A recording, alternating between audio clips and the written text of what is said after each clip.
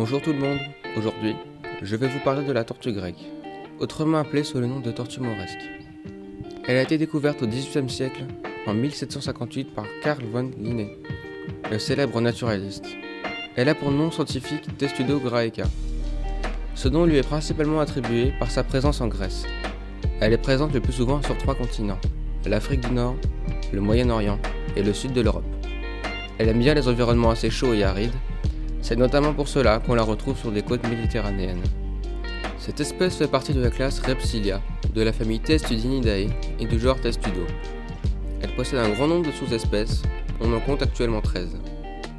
Il y a d'ailleurs un débat concernant le statut de certaines sous-espèces, qui devraient, selon certains spécialistes, passer au rang d'espèces de tortues à part entière.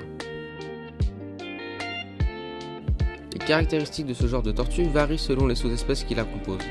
Généralement, elles ont une espérance de vie qui varie de 60 à 80 ans. Elle peut même vivre au-delà d'un siècle, mais uniquement en captivité.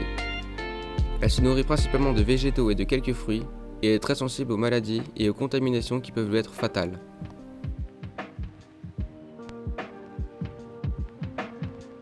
Pour les pontes, cela varie encore selon les sous-espèces.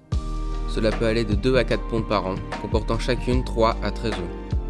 Leur mode de reproduction est assez violent. Pendant l'accouplement, le mâle attrape, mord et immobilise la femelle. Il y a aussi souvent des combats entre les prétendants.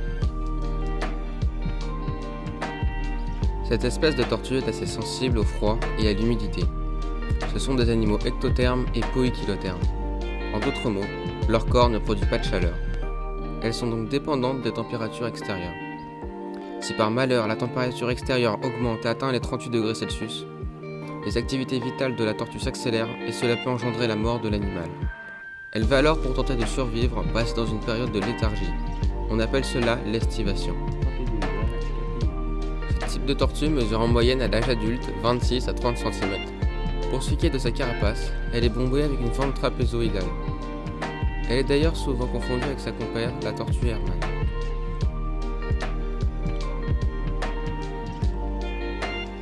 De manière à ne plus vous tromper, je vais vous citer les principales différences.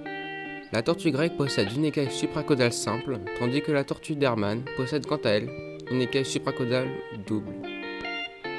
Elle est aussi munie de petites griffes qui sont situées au bout de sa queue.